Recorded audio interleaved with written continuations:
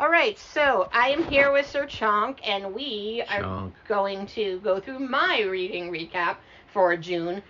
I have a lot of books. I read many, many books this month, so what I'm going to do is some of them I did individual book, video reviews for, so I will try to be fairly quick on those, and then on the second half of the video, it's like books that either I didn't have a lot to say or I just, really wasn't, they didn't really work for me. So those are going to be kind of quicker. Yeah, it's all relevant. With you, quicker is not exactly quick. Meh. All right, so... Here's my 26 quick-minute book review of this pamphlet.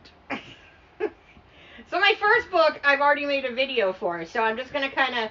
With the books I like, what I'm going to do is read you the summary, tell you why I read it, what I thought, why I kept reading it, why I picked it up in the first place, why I decided to keep going. Generally I keep going anyway, but a quote I like from the book, and then who I recommend it for, what kind of audience I recommend it for. Some of these I'll spend more time on, and then others, but again, some of them I already have videos. So the first one I already have... Strap in, folks, we're going to be here a while. Look, I'm sorry, I read a lot of books. And you talk about a lot of books. Yes. Alright, so the first book, I already did a video for. This is A Little Life, Hanya Yanagihara. The summary from Wikipedia is, the novel focuses on the lives of four friends. Jude St. Francis, a disabled genius with a mysterious past. Willem Ragnarsson, a kind, handsome man who aspires to be an actor. Malcolm Irvine, an architect working at a prestigious firm. And Jean-Baptiste J.B. Marion, a quick-witted painter who wants to make a name in the art world. The book follows their relationships changing under the influence of success, wealth, addiction, and pride.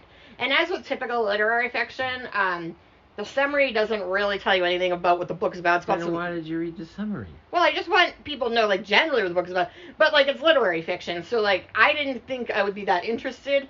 And that's kind of why I picked it. This was on booktube. Everybody is loving this book. And I don't read enough literary fiction, and since it's considered, one of the best literary fiction works in, the last... few years or decade or whatever, and everybody said it was dark and emotional. Those were all things that appealed to me, so I was like, literary fiction, people really seem to like it. It's dark. It's supposed to be, really disturbing in places. Those are the kind of things I like. And even though the summary didn't really appeal to me, I was like, all the other things did. And so I would say, don't write it off if that summary doesn't sound interesting, because it's, it's literary fiction, so it's about way more than just, four guys hanging out. So that's why I chose to read it. And what kept me reading is I just felt so connected to these characters. There are a lot of times I had to put the book down, and I mentioned this, I spent a lot of time on this in my review, because it is very emotional. It's very dark, and there was, a lot of trauma stuff that, is hard to read at times. But what was so nice is I felt like it was so authentic that I just kind of looked forward to getting back to it whenever I would put it down. It did take me about 3 weeks to read it, but it was really nice to kind of go back to it. It felt like going back to friends. Those are the kind of characters that are just so well crafted and just feel so real, that I just couldn't wait to get back to my friends for a bit. So, the quote friends and their miserable ass lives. Well, hey, I relate. So, the quote I picked for this one, because I had done other quotes before. It was a larger sadness, one that seemed to encompass all the poor, striving people, the billions he didn't know, all living their lives, a sadness that mingled with a wonder and awe at how hard humans everywhere tried to live, even when their days were so very difficult, even when their circumstances were so wretched. What's interesting about that quote is that's actually the tagline for Walmart. It could be. But yeah, I think this is really encompasses what this story is about. It's just how to live even when it feels sort of like everything's working against you, and dealing with that. Who I think should read this, obviously, if you like literary fiction but you don't mind when things are very agonizing. If you like dark fiction, I think Catcher in the Rye. If you like Catcher in the Rye, I kind of feel like it has that feel of if Holden had, if you had read Holden as an adult, you'd kind of get a lot of the same sort of insights into thinking.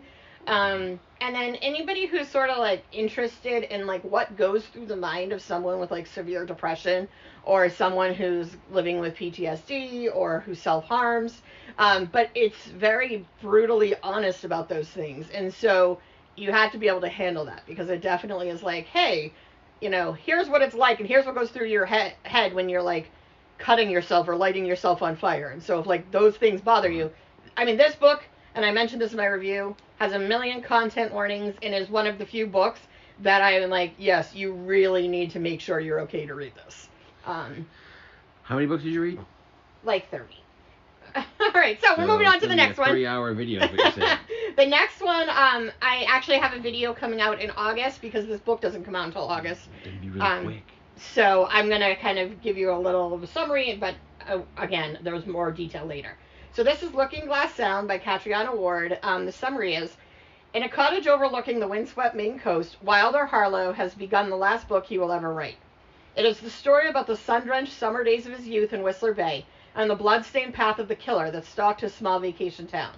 About the terrible secret he and his companions, Nat and Harper, discovered entombed in the coves off the bay, and how the pact they swore that day echoed down the decades, forever shaping their lives. But the more Wilder writes, the less he trusts himself and his memory.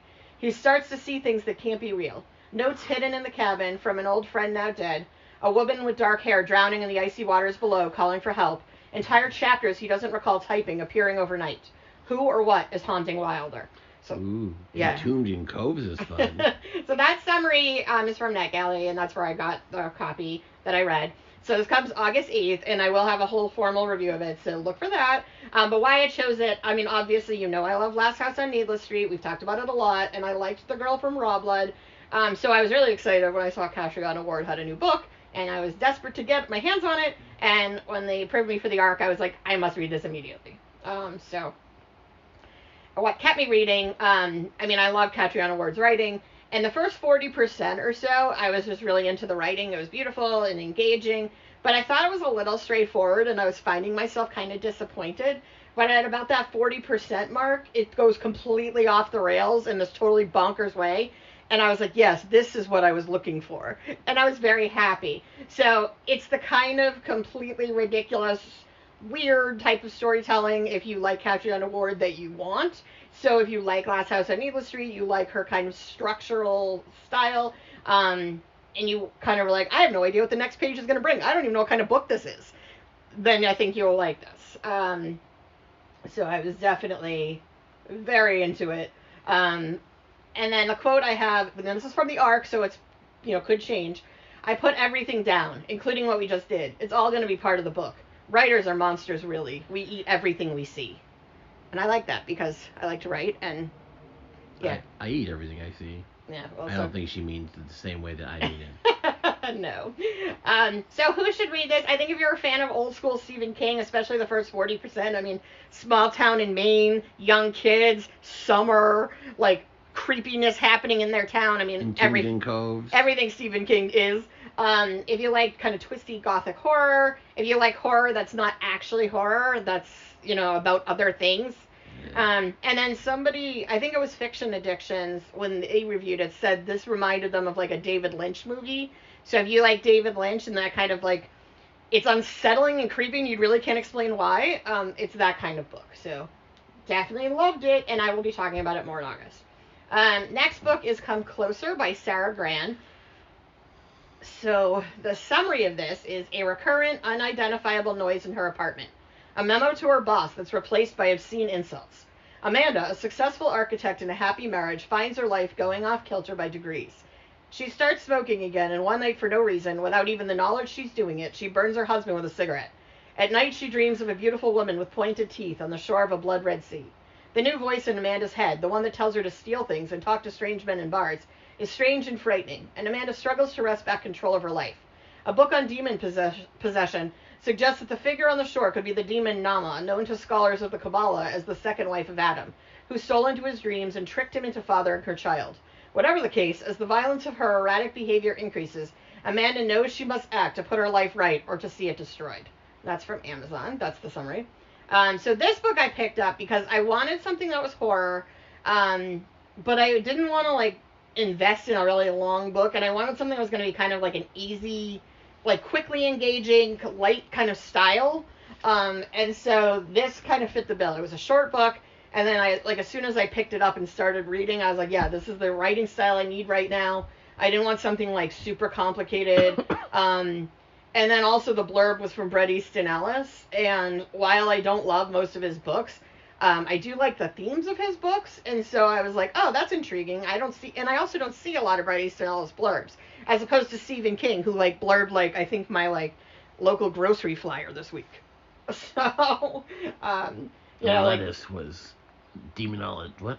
Never mind. Yeah. I forget I said anything. The thing with Stephen King's blurbs is it's like Stephen King. It loses all value when you say this about everyone. When everyone is the new modern master of horror, like no one's the master of horror. But then you can tell when he doesn't really give a crap. Like there's that one book. I'm not gonna say what the book is, but he's like, if you like book A, you'll like this book. Like the book is not like that great of an overall. It's like, yeah, I mean you could like it. Wow, thanks. That's compelling. Right. I mean, it's basically like, it was good. Thanks, Steve. I did not despise this. So the reason I kept reading this book is, like I said, the writing style was great. It's quick, it's sparse, it's like a conversation. It's kind of like the writer's just like, or the character's just chatting with you. And it was like the palate cleanser I was looking for, because I'd been reading all this like literary stuff. And it moves quickly and is funny and sarcastic, so... A lot of things I like. Don't you have to pause this? No. Because it's just a recording. Oh, just on the video, on the actual video. So the quote I picked was, Ed had run out of his allergy pills. He didn't need them every day, but they were important to have on hand in case he came across an errant cat or a renegade strawberry. So that's just a good example of the writing style. Who should read this? If you like psychological horror, sort of literary horror, a little more ambiguous. It's not like, it's more just unsettling and creepy. It's not, I mean, it's horror, but it's not like gory or like super violent or anything. It's just interesting. And then if you want something that's like a fun, quick read that's not demanding but is still actually good and like kind of potent, so that's the kind of book it is. The next book actually came out today. So and this is the Doomsday Match, or just Doomsday. There's no the. I just add the. By Jeff Wheeler. And the summary from Amazon is, when Jonathan Roth and his family are invited by their neighbors, the Beasleys, to join them at a luxury retreat in Cozumel, who can refuse? It's the perfect winter getaway. Relaxing on the beach, gourmet food, sightseeing, and free accommodations. But if it sounds too good to be true, it is. Villa Sara de Calakmul, owned by mysterious tycoon Jacob Calakmul. I'm probably saying that wrong, and I'm so sorry to anyone of like Mexican descent that I have like butchered this name. Is a more isolated compound than private resort.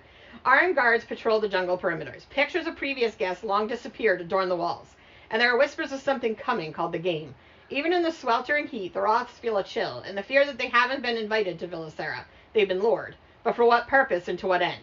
From the ruins, a death cult is reborn. A prophecy to bring down Western civilization is being realized. As a legendary blood sport is engaged, the Roths themselves may need to call upon ancient powers if they're to survive, escape, and save the world from annihilation. So again, this came out today, and I chose it because I'm a sucker for death cults, prophecies, anything with like fighting to the death. All these things sounded just appealing to me, so I was like, I must read this. Sucker for death cults sounds alarming. No, I don't want to be in one. I just like books about death cults. So I was excited to read it, and I also like it kind of pulls from like Aztec and Mayan mythology, and I don't know a lot about that, and so it's not something I see a lot. Usually when I read mythology, it's like Greek, sometimes some Norse. But, like, you don't get a ton, I don't feel like, of, like, Mayan and Aztec. And so that was kind of cool, too. So that was why I wanted to read it. Exapalapacatl. He's one of the fun Aztec gods. Yeah, I think he's mentioned. Well, I don't think he is. The other guy with the weird name. I mean, that's racist. No, the guy with, like, the super long name that's famous. Exapalapacatl? The death guy. Bill?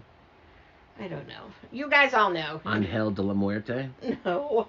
So what kept me reading? So this is super fast-paced. I wouldn't say it's, like, well-written or anything. It's fine. It's not, like, badly written. It's just, like, meh, in terms of writing. But it's fast-paced. People are, like, running through, the Yucatan trying to, like, escape death cults. I mean, what is there not to like there?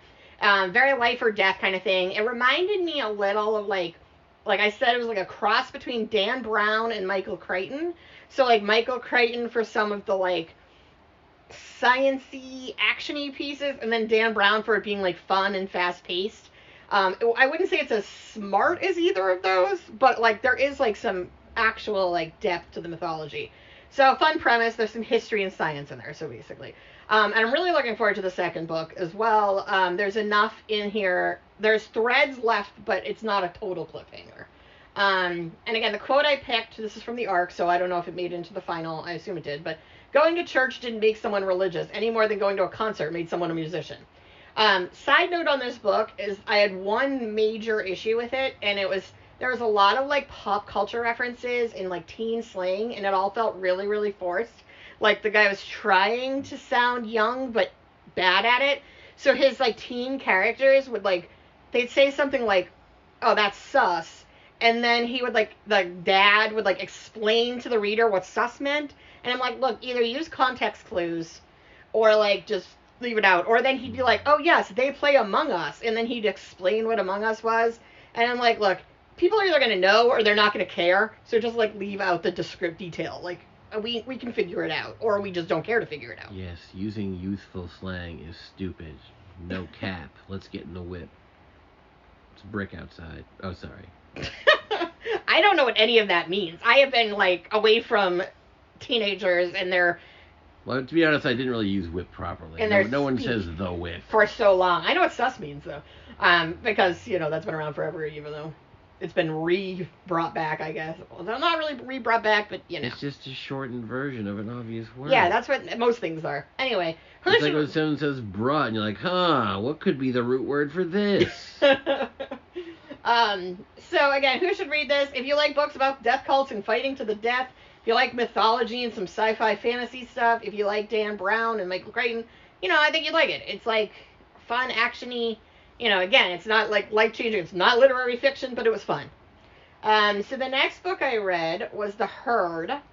And this is the summary. This is Andrea Bartz, and this is from Goodreads. The summary is, the name of the elite women-only co-working space stretches across the wall behind the check-in desk. The Herd. The HER, always in purple. In the know, New Yorkers crawl over each other to apply for membership to this community that prides itself on mentorship and empowerment. Among the hopefuls is Katie Bradley, who's just returned from the Midwest after a stint of book research blew up in her face. Luckily, Katie has an in, thanks to her sister Hannah, an original herder and the best friend of Eleanor Walsh, its charismatic founder. As head of PR, Hannah's working around the clock in preparation for a huge announcement from Eleanor, one that would change the trajectory of the Herd forever. Then, on the night of the glitzy Herd news conference, Eleanor vanishes without a trace. Everybody has a theory about what's made Eleanor run, but when the police suggest foul play, everyone is a suspect. So why I chose this, I had read another of her books, We Were Never Really Here, and I really liked it, and then this concept obviously sounded intriguing. I like mysteries, and I like mysteries when people have secrets, so I kept reading it. It took a few tries to get going. I had a hard time getting into it at first, so I had to I went to other things and then came back to it. So the mystery takes a while to really pick up, but what I did like was that the story kept taking different turns. And so, there were, mysteries, but, it would keep shifting direction. And then I also thought there was some good social commentary about, feminism and stuff, but I would have liked a little more of that. So, I don't know, my video just, doubled the words. So, if this is all written weird, I'm sorry. Alright, so the quote I picked was, intimidating was the word guys often used. Each time a small corkscrew to the heart, screwed further in as I scrambled to make myself softer, kinder, more feminine, and palatable. Alright, and so who would like this? I think if you like contemporary mystery, it's compared to Pretty Little Liars, and I think it has some of that, but for adults, it's not as YA as Pretty Little Liars. And women who are feminists, but who are also recognize that women can also be horrible, horrible people sometimes. So, yeah, I would think you would like that. I'm going to pause for a second. Alright, we're back. So the next book I did a full review on earlier in the month. It's a new release. This is Old Boys by Nick Spalding. This was also in my top 10 of the year. So I'm not going to spend a ton of time on this one because obviously you've seen it before. But again, what it's about, this is from Amazon. Will isn't seen as rock star dad for 30 years. No, skip the summary. No, they may not. You probably already read it. They don't want to hear it. Too bad. Listen, they YouTube. They do yell out loud if you want to hear the summary. They did. Oh, all right. I heard one. I did hear one person. Okay. So Will hasn't seen his rock star dad for 30 years, but now he's back for an encore. Will Fairweather is getting old. His back aches, his bowels misbehave if he eats spicy food, and he's completely lost his sense of rhythm. Life has taught him not to take risks, but even that hasn't stopped his marriage hitting the rocks. The last thing he needs is a surprise call from Red Fairweather, devil-may-care rock god and his father, that Will hasn't seen for 30 years. If Will's old before his time, Red is the boy who won't grow up. When Will needs somewhere to live, with nowhere else to turn, he finds himself back with the Hellraiser who deserted his family. As Will tries to come to terms with the downward spiral of his life, he starts to realize there's more to Red than he thought. There's a real human being under all the leather and attitude, a dad determined to make up for lost time and help his son get back on track. This is the problem I have with like a lot of what do they call it, copyrights, the yeah, book jacket it's summaries. Right? Is okay, you got to get a lot of information in a short period of time, and that's difficult. But you don't need to drop 8, 9, 10 cliches into your summary, right? You know what I mean? Like, just give us the summary. Well, and I said this in my review, like, the summary, like, I got an arc for it, so I was like, oh, well, I should read it. But I, like, really didn't think I was going to like it. Like, I was kind of interested, because I liked the cover, and I was like, well, I like music. But, like, I was like, this is just going to be some cheesy, like, kid and his dad thing. It's not. I read it in, like, a couple hours. I read Turns one out afternoon. his dad's actually been Ghost Rider this whole time. No, it's nothing, no, like, it's not like that. cool or anything. It's just super funny. It's nothing cool. Well, no, I mean, like, sucks. it doesn't do anything, like, it is what it is. It's about a guy and his dad, but, like, the characters are so funny and entertaining. And so I read it in, like, an afternoon. It was hilarious. I just couldn't put it down. I don't even know if I'm the target audience for a book like this, because it's just about, like, an old guy who's, like, unable to, like, take risks in his life, and then this, like, crazy 70s rock star god dad who's, like, I mean, basically, like, I picture, like, a Van Halen kind of Motley Crue type of band. I picture the guy from Christmas Is All Around Us. I do too. I actually said that in my review. I'd love to see this as a movie, and I don't know if I picked Bill Nighy for the character just because of that character. But that's, I mean, he really, I feel like I pictured him the whole time in the book.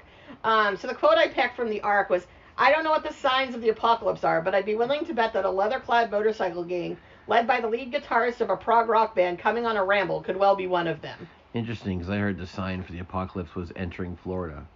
Oh, yeah, well, that's 100% true. All right, so again, this is a recent release. Who should read it? Probably if you're in your 40s or 50s, I think you'll appreciate it, because it's just kind of some, like, you know, it gives you that, like, nostalgia for, like, the 70s and 80s, but also, like, oh, damn, we're getting old kind of feel. If you like classic rock, if you like stories about family relationships, and if you like funny books that actually have, like, meaning. You know, like, it's not just funny, but it's not emotional. Like, there's some emotion, but it's a pretty funny read. So the next book comes out Tuesday on the 4th. So I didn't do a separate review for this, but this was a 5-star read, and the reason I didn't do a separate review is because I knew, like, I was going to be doing it now. So I have 2 that come out, I think, pretty soon that I want to give a little more information on. So this one is A Good House for Children by Kate Collins. And the summary here, and it's a little long, so it's from NetGalley, so I'm going to try to, like, summarize the summary. Once upon a time, Orla was a woman, a painter, a lover. Now she's a mother and a wife.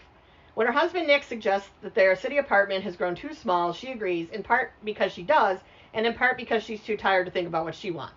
She agrees when Nick announces that he's found an antiquated Georgian home on the Dorset Cliffs. A good house for children, he says.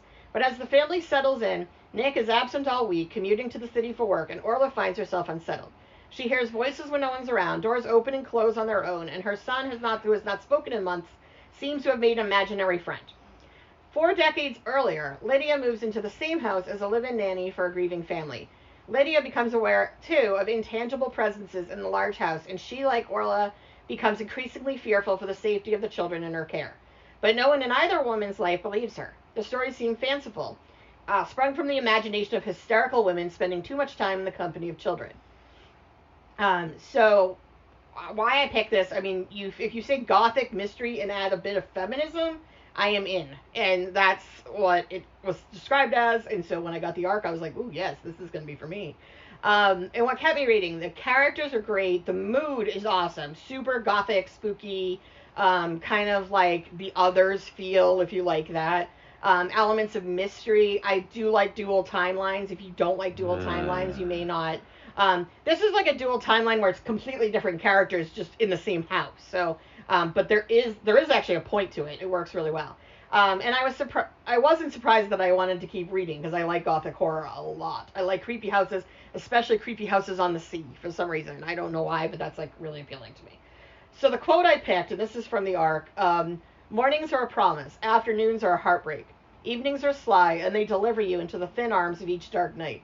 But mornings hold such possibility, the tangible weight of better. Today will be different.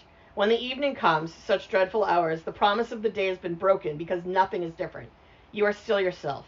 To return to that every day, to return to the truth of who and where you are, is more than a person should have to bear. Sounds pretty uplifting. So again, this comes out this week, and if you're a fan of gothic horror, if you like the others, I thought of Brenna Yovanoff, who does write YA kind of horror, but like kind of has that same sort of mood if you've read her stuff. And then if you're like, I feel like women will like this, especially if you're like a wife and mother, just because it's exhausting sometimes to try to like fit all the sort of things that you're supposed to do as a woman. I'm not a mom, but like I can imagine, and so obviously that's a huge part of this. But even though I'm not like a mom, I don't always like books where it's like, oh, it's so hard to be a mom because I don't relate. This I think managed to do that, but also if you're not a mother, like you can still relate to it. Yeah, so I really loved this book, and I definitely recommend it. Very traditional sort of gothic horror, but if you like gothic horror, you're going to enjoy it. So very creepy kind of gothic horror. And the next one that comes out on Tuesday, on the 4th, is At the End of Every Day by Ariana Reich, might be how you say it. So this one, I'll read you the summary, because the summary from Goodreads, the summary of this is a weird book, so the summary is kind of, it is what it is.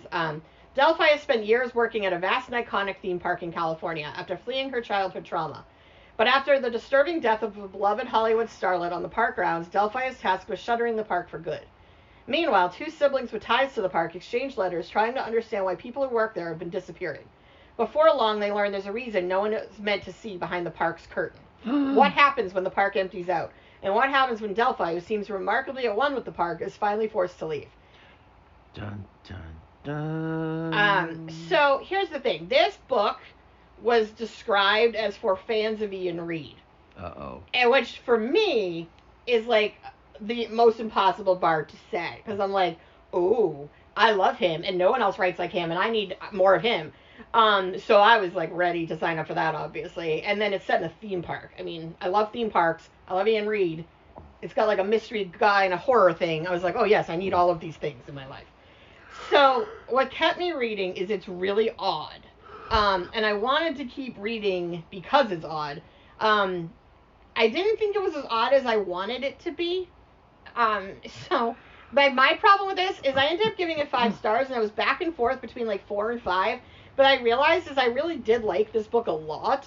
The reason I was like only slightly disappointed, it was a little too straightforward for me, and it wasn't Ian Reid-ish enough, which is a ridiculous bar. So I was like, no, this book's really good, and it has a lot of things I liked about it. It's just not my favorite author, so that's not really a fair bar. But apparently, based on the reviews, I seem to be alone in finding it simple and straightforward, because everyone's like, what is going on in this book? I didn't understand it at all. And it definitely left me thinking about it. So I really like, if you like weird, if you like Ian Reid, if you like that kind of type of, like weird books that go off into weird directions, this has more of a sci-fi element than his, but I think you probably like this. So the arc quote I picked was, I might have even taken pride in my scars and let people see them without shame. Because it is... You know how I got these scars. So who should read this? If you like slow burn stories, if you like sci-fi horror, if you like ambiguous books, because that's important. You have to like weird, ambiguous, what is going on kind of stuff. And if you like a Disney fan with a dark side, because it's obviously based off of Disney. So, yeah, definitely check this out. I'm curious what people think of it, because it's really weird. And like for me, I was like sad it wasn't weirder, but that's kind of a silly thing to be concerned about. Where are you going? No, Sir Chunk, you want to talk about the Spite House? No, I have a lot of spite. Hold on. I'll try to get him back. Well, I'm back. It's just me. Sir Chunk left yesterday while we were filming so he could go watch Money in the Bank WWE event, and then he got sick, and he's still sick. He's actually really sick, so I'm going to finish this by myself, and then he'll just watch it, and I'm sure he'll have some commentary later. So the book we left off with was The Spades House by Johnny Compton.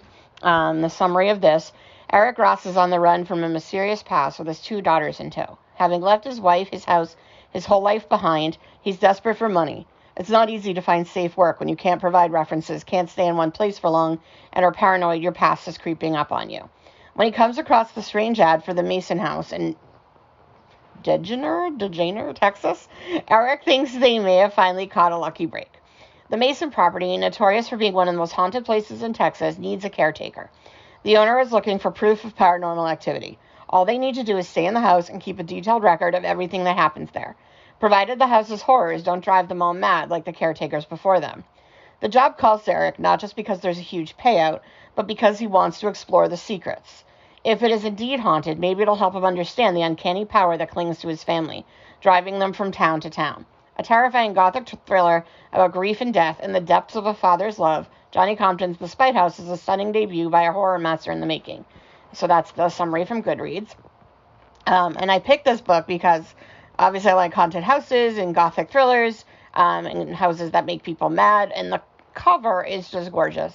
It just absolutely captures, what you're expecting from this book, and what you kind of get. So I think this is just a fantastic cover. So I kept reading it because it was well written, and the haunted house element is something I like. There was an element of mystery, which was cool.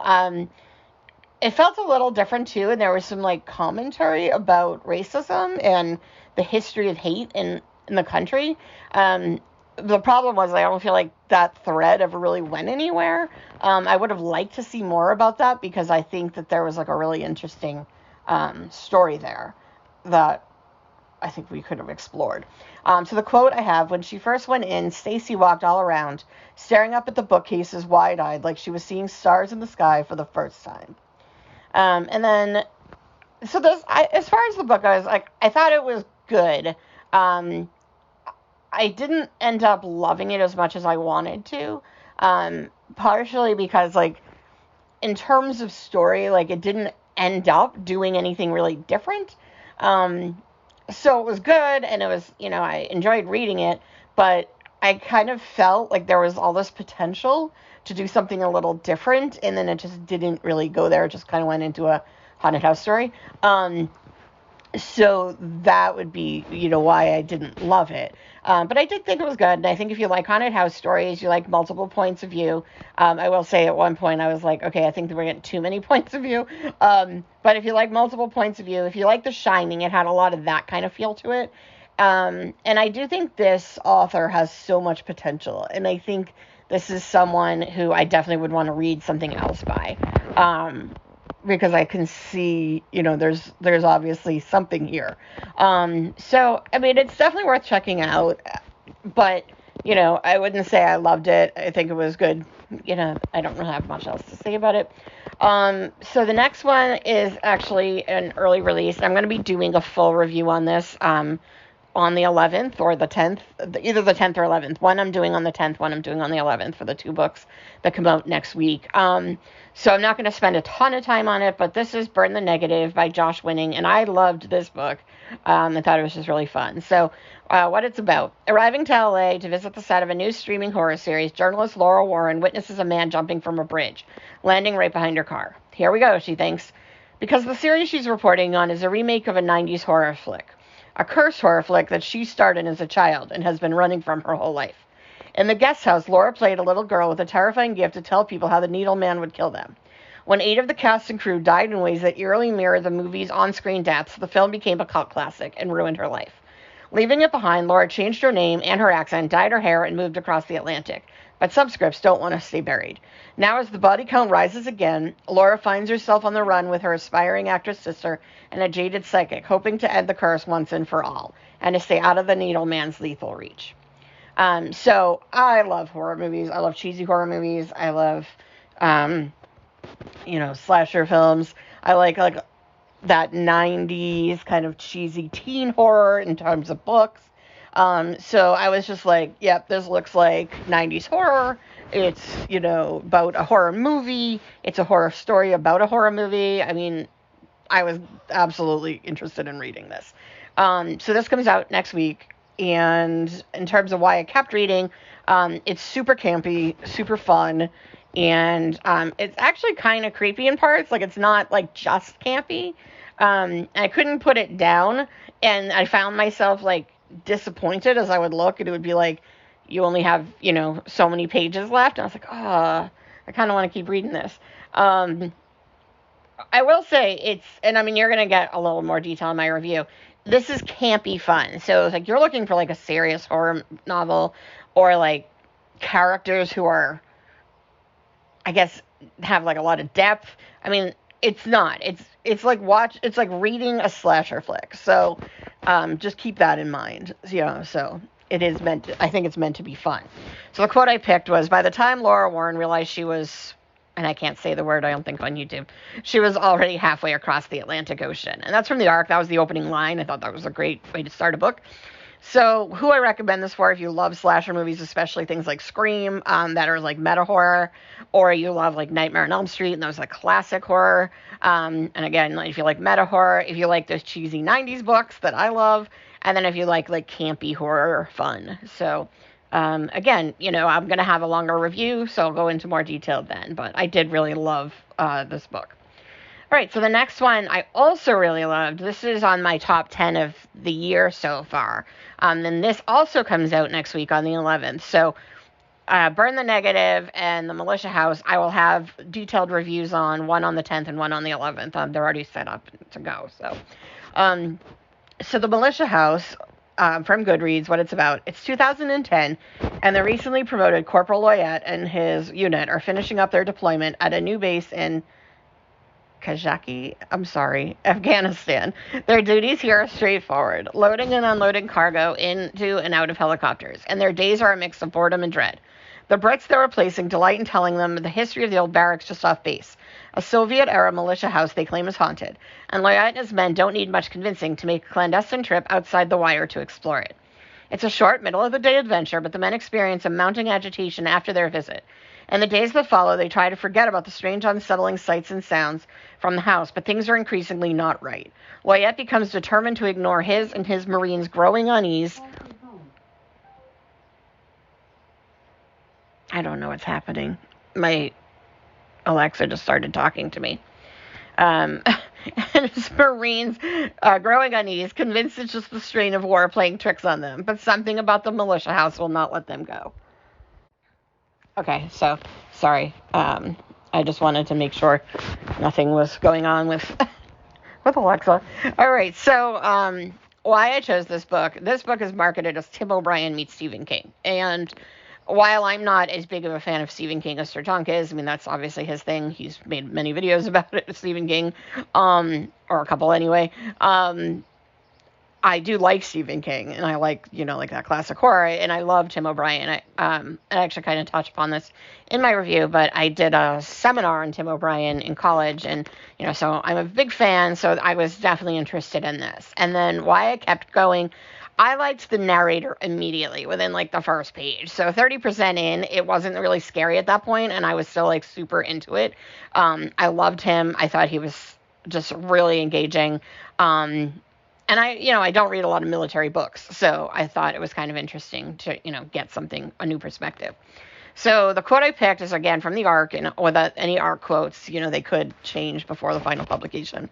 The quote I picked, though, is, for instance, we never learned about Pashto culture. Not really.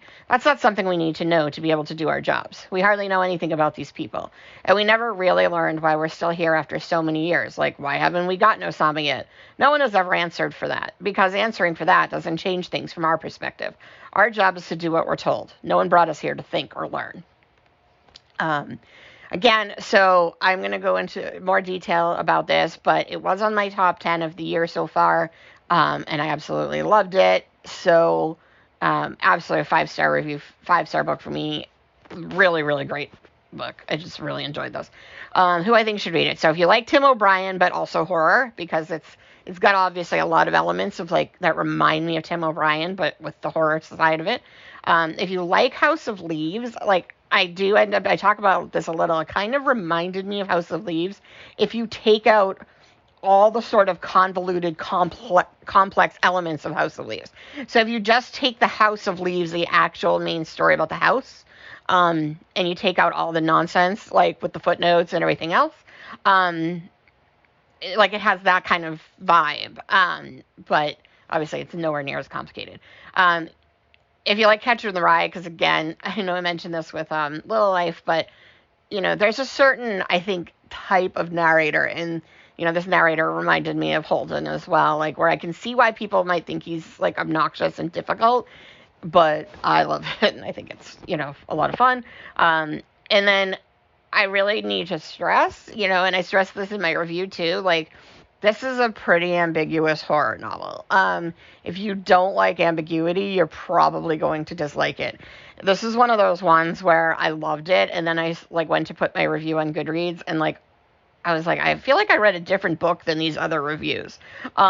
So part of it is I just think there's an element of, a lot of people don't like ambiguity, and that's fine. So I just want to, preface that with, I loved it, but it may not be for you. So, again, I'll have more detail about this in Burn the Negative coming up next week. And then the week after, I have a review for this next one, How Can I Help You?, which is coming out on the 18th. And so the summary of this is no one knows Margot's real name. Her colleagues and patrons at a small-town public library only know her middle-aged normalcy, congeniality, and charm. They have no reason to suspect that she is, in fact, a former nurse with a trail of countless premature deaths in her wake. She has turned a new page, so to speak, and the library is her sanctuary, a place to quell old urges. That is at least until Patricia, a recent graduate and failed novelist, joins the library staff. Patricia quickly notices Margot's subtly sinister edge and watches her carefully. When a patron's death in the library bathroom gives her a hint of Margot's mysterious past, Patricia can't resist digging deeper, even as this new fixation becomes all-consuming. So that's from the publisher's website. So I chose it because I was like, oh, cool, a book about librarians and a mystery. So, and I like the cover. So that was really what motivated me to read this book. And then what kept me reading, like, I quickly realized that this was not fun, like, cute library book about librarians. This was like a delicious, twisted, dark story, which is fine. I like both. So, I do want to, make that clear. So if you're like thinking, oh, fun mystery with some like librarian solving a crime and, maybe they have a dark side. No, like this is like pretty dark. It's very twisted. These people are absolutely psychopaths. So yeah, it's definitely not what I was expecting, but I was totally into it. And, again, I really love this book and I will be giving a more detailed review later in the month. So the quote I picked, the truth is I don't read. When I've tried to here and there, it's been too unsettling, reading someone else's thoughts and feelings in fine print. I have enough of a time dealing with my own thoughts and feelings. Why should I take on someone else's too? Again, that's from the ARC. And then who should read this? If you want to get inside the mind of a sociopath, it's a good way to do that. If you like dark, twisted books, and I feel like if you like American Psycho, it's not as graphic and awful as American Psycho, but it's pretty messed up. So yeah, definitely go into this anticipating a dark read. All right, so the next one I read that I don't have a review for coming up is Ace of Spades. And I had seen this reviewed a few times on BookTube, so I was like, oh, I should check this out. So the Goodreads summary is, when two Niveus Private Academy students, Devin Richards and Chimaka Adebayo, are selected to be part of the elite school's senior class prefects, it looks like their year is off to an amazing start. After all, not only does it look great on college applications, but it officially puts each of them in the running for valedictorian too. Shortly after the announcement is made, though, someone who goes by Aces begins using anonymous text messages to reveal secrets about the two of them that turn their lives upside down and threaten every aspect of their carefully planned futures. As Aces shows no sign of stopping, what seemed like a sick prank quickly turns into a dangerous game, with all the cards stacked against them. Can they stop Aces before things become incredibly deadly? So the reason I chose it is people were raving about it, and I like thrillers. So I was obviously going to read it. It wasn't very long, so I didn't really enjoy it very much. But I figured since it wasn't long, I would just keep reading to find out the answer to the mystery. So the reason I didn't like this is, and I don't know if I don't think I know that this on Goodreads, but I don't think I said it anywhere else. But I feel like there's this trend in YA thrillers where if it's compelling, there's this sort of like attitude that it doesn't need to be plausible. And it's very frustrating to me because I feel like it's, while I understand that it's fun and it's easy to read, I do think it's kind of insulting to assume that like teen readers aren't going to at some point, be like, hey, maybe I want some plausibility. I mean, obviously it's working because these books are selling, they're like really popular. So maybe a lot of people don't care about plausibility, but I just find a lot of them just go too far from what I think could potentially even happen. And I mean, a lot of times that happens in mysteries and thrillers, and you have to suspend some sense of, reality. But I do find like YA tends to just go completely ridiculous. And I find myself frustrated because I'm like, this wouldn't happen. Like, there's no way this could happen. And like, they often make like all the adults either horrible criminals that are like somehow running a school, or they're all like completely inept and just can't like find their way out of like a closet. And it's super frustrating because I'm like, I don't think, I don't know. I get really irritated by that. And maybe it's just me because again, these are really popular books. What I did like about it though is that, it was a thriller, but the thriller was like heavily dealing with, essentially like the motivation was essentially racism. And, I think it was a nice way to kind of engage readers in conversations about racism that maybe, they wouldn't necessarily want to like in like just a contemporary fiction, so they might like kind of the setting of a thriller a little bit easier, as far as dealing with those topics. So the quote I picked was, I realized quite quickly that people hate being called racist more than they hate racism itself. So who I think should read this? If you like YA thrillers, and you're comfortable with a lot of YA thrillers, you'll probably like it. I mean, I think it's definitely good for a YA thriller. And again, if you can let plausibility slide and just enjoy it, I think you'll like it. And then also if you're looking for something that's got more diversity, because we don't get a lot of that. And so it is kind of nice to see that. All right. So my last full review, and then I'm going to do some quick ones, of books either that I don't have a lot to say or just, didn't work for me for whatever reason. My last full review is, I started this Thursday, and I just actually finished it this morning, so it's kind of good, I guess, that Sir John was sick, because it gave me a chance to officially finish reading this, and so I could, like, officially give a review. So this is The Spear Cuts Through Water, and I don't remember now who I'd seen this, who had mentioned this. It was, like, on somebody's wrap-up on BookTube a while ago, and I was like, oh, that sounds kind of appealing. And I had gotten it from the library, so I was like, all right, well, I'll read it, even though I was, like, trying to start my readathon for July. So on Thursday, I was like, well, I mean, I can read this in a couple days, and not realizing it was over 500 pages. And I was like, oh, I probably shouldn't have done that. But I did read it pretty fast. So I loved this book. And I'm just going to say, like, this is, like, one of those books that I'm, like, 10 stars. Like, I absolutely loved this book. And what's kind of great is that lately, and you'll see this in some of my short reviews, I have not been able to get into fantasy. Like, I keep thinking I want to read fantasy, and then I read a lot of, I'll try a lot of fantasy, and I'm just not into it. Like, I don't like a lot of them. And I don't know why. I can't place it. Like, I love A Song of Ice and Fire, so I'm not, like, And I like Harry Potter. I like his Dark Materials. I like the Knife and Never Letting Go, that series, Chaos Walking. So, I mean, I do like certain fantasy elements. I mean, a lot of those are YA. But Song of Ice and Fire isn't. And I know that there's somewhere in me, and somewhere in the fantasy world, there are books for me. But I'm not finding them, and I'm getting frustrated. So I was like, maybe I'm just going to give up on fantasy for a while. But I had gotten this from the library, and I'd had it on hold forever, so it was like for like a couple months. So I finally got my copy and was like, all right, well, I'm going to read it then. Really kind of figuring I probably wouldn't like it. And it blew me away. I just absolutely loved it. I loved everything about it. Yeah, I don't know how this isn't like one of the most popular fantasy novels ever. It's beautiful. Everything about it is good. What's kind of nice about it is it's this blend of sort of fantasy and folklore with literary fiction. So it's well written, and it's beautiful. There's like some existential commentary. I loved this book.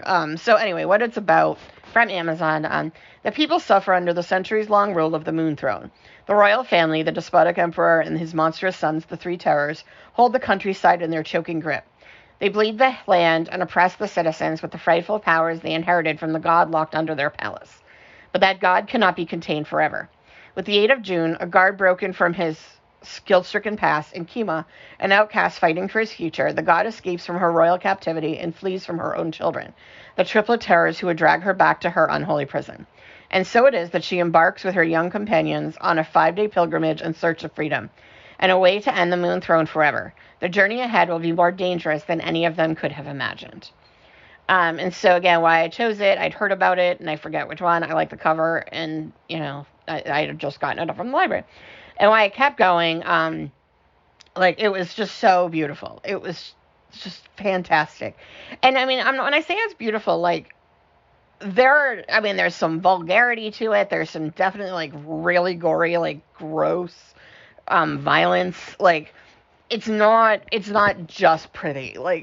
It's definitely got some dark elements. I mean, it's got a lot of things that you want in a fantasy. I mean, there's war and there's violence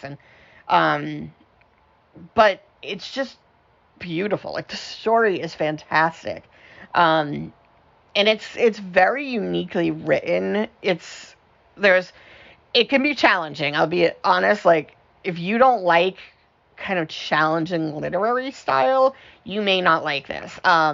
It is told from multiple perspectives simultaneously, and at points it switches between first, second, and third person narrative, which sounds like a nightmare, but it really works. And it's extremely compelling, and the characters are just fantastic. Everything about it, I loved it. I absolutely loved this book. So the quote I picked was, "He was gazing at the road that danced over low hills. It all seemed at once both profound and irrelevant. Some frivolous grandeur, an unknown way to be alive." Who should read this? And honestly, I'm I know this is going to sound ridiculous. I don't know who to recommend it to, except just to say, if you like good books that are good, you should read this, because it's that good. So go read it. I loved it. If you don't like it, you're wrong. So that's just the way it is. Not really, but yeah, I mean, I guess you probably have to like fantasy to some degree, because, it's not remotely set in, well, there is an element of it that's set in reality, but it's a fantasy novel. So, I guess if you totally hate fantasy, then, yeah, it's not for you. But I am not much of a fantasy reader, and usually when I like fantasy, I want it to be, urban fantasy. It needs to be, it needs to be somehow grounded in reality. I like Song of Ice and Fire because it has kind of a historic feel to it. And this is not. This is, fantasy. It's just completely alien. I guess it's mythology and folklore, which I like a little bit more than I guess fantasy. But yeah, it's definitely fantasy. So if that is something you just don't do, then I guess don't read it. All right. So what I read for the short ones, I'll kind of explain why I'm like not saying much about them. So I reread I'm Thinking of Ending Things, so I don't have much to say about that. I just reread it because I felt like it. And I love this book, so I'm not going to say much else about it. I also read Marple, which is I think 20, or is it 12? Oh, 12, yeah. 12 mysteries about Ms. Marple. And they're all by like different modern authors. And the reason I just kind of left this here is it's a short story collection. So, I mean, you're going to get out of it what you generally will get out of a short story collection. I'm sure there's going to be stories you like more than others. There's ones you may not like, the ones you may like. What I found with this, I really enjoyed this, and I really, I was kind of iffy on whether I'd even like it, but I do like, I like Ruth Ware and Lucy Foley especially. And so I was like, well, I like some of these authors. Some I don't really know much about, and then a couple I really love. And so I was like, okay, I definitely want to at least try it out. So this was good because I kind of read it between other books. I would just read a story and then go back to something else. But what I liked is, it made me want to read more, go read Miss Marple books because it was just like really engaging and fun. But what I would say about this is that I found that there were a couple stories I just didn't like. And then there were like a handful that I thought were fine. And then there were some that I really loved. And unsurprisingly, the ones I really loved tended to be the ones by the authors I tend to love, or authors I didn't really know. And the ones that I really didn't like were authors I haven't really liked their writing. So, if you look at the names of the authors and you're like, yeah, I don't like any of these writers, then you're probably not going to like the stories. You might like them a little because you like Miss Marple.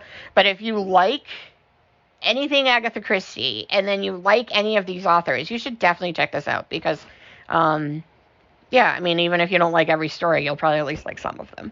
And the next one was the Watership Down graphic novel, which is beautiful. It's absolutely stunning. The art's gorgeous. The only reason, I didn't have much to say about this because it's Watership Down. So, you either know about it or you don't. And I did think, I haven't actually read the book. I've seen the movie. It's Sir Chonk's, favorite book of all time. But I have enough knowledge of the story because, he talks about it all the time. And then I've seen, the TV show or film or whatever it was. But I do wonder if you weren't reading the book or hadn't read the book or had no context, if, the graphic novel, you might feel like you were losing a lot. But I do think it's, if you like the story, it's a gorgeous supplement. So you probably will want to check it out. All right. And so then I had a couple I didn't really like that much. Don't Forget the Girl was a new release. This is a debut author. I think a lot of people are really like this. It was, it's a mystery. It's a thriller. I just found that, it was a little heavy on the expository side, and I was just kind of I don't care. Just get to the, crime and the mystery. And it's it's about a missing girl. And so I do think, if that's your thing, definitely check it out. Obviously your experience might be different than mine. I just found that it was I just was getting weighed down by the expository elements, and I didn't end up loving it. The Gap is people trapped in a house, mystery with a storm, so that's always fun. This is another new release, and that's the kind of story I liked. I just thought there was way too many people. I do like people trapped in a house, but it's hard to pull it off and make when you have 10 to 20 characters, it's hard to make that work. I think a lot of authors struggle to do that because, usually you have to focus on 2 or 3 because eventually it's I just don't have the energy. I don't think too many readers want to get too deep into too many characters. You start to lose track of who's who, and, and sometimes they don't really feel differentiated enough. So, maybe I was just feeling dumb that day too. So, take that for what it is. So then we have the first book that I have ever deliberately chosen not to finish. And this is The Priory of the Orange Tree. And part of the reason I chose not to finish it is that I had this as a loan from the library. It was a short-term loan. I only had a week to read it. And this is 900 pages. And I just could not get into this. Everyone loves it. So I think it's just me. And again, this is where I was like, maybe I just don't like fantasy because like everyone loves this. And the cover is gorgeous. And I got, like 50 to 60% of the way in. And I was just like, this is a slog. I'm so frustrated. There's still hundreds of pages to go. And I was like, I just can't do it anymore. Like which is not a thing I do. I tend to finish books. But I was like, if I owned it, or if I had like a longer loan on it, I might have gone back to it. But I was like, I have a couple days, so I have to finish it pretty much quickly. And I just could not force myself to get through the rest of it. I just felt very detached from the story. The writing just kind of felt, what I think a lot of fantasy does, like, is it feels very, like, I don't know how to explain it. It's almost like it just feels cold and you just don't feel connected to it. So that was kind of the issue I was having with it. And again, this has like 1 million 5-star reviews. Everyone seems to love it. So this is probably just a me thing. The next one I liked was The Cage. It was decent. It felt like a lot was happening and there were like too many subplots. And this might just be like, I think I've realized is that what I like in stories is I like some element of something different, whether it's, some kind of psychological element or some ambiguity or some like, unreliable narrators. And this is like pretty much like a just straightforward corporate thriller, kind of like The Firm or something. And that's fine. But I was just like, I want something else. So I liked it, and if you're looking for, I think it was a really, really good corporate thriller. So if you're looking for something that's just like straightforward corporate thriller, it's probably not too much happening. It's very plot heavy and not character heavy. And like, I tend to like things I think that are way more character heavy where like not a lot happens. So I enjoyed this. I definitely enjoyed it. It was an easy read. I would recommend it. It's just, it didn't like blow me away or like, I don't feel like I'm going to think about it after the fact, but, yeah, I mean, if this is your type of genre, definitely go check it out. It was well done for the genre. So then I had one that comes out on the 18th, which I'm really sad that I didn't love. And this is Sinners of Starlight City, which I love the title. I love the cover. It's set at the World's Fair in the 1930s, and I was like, oh, that's so cool. That's like, I just think the World's Fair, I'm like super into it. I don't know why. I find it very intriguing. But unfortunately, I just thought there was way too much happening in this book.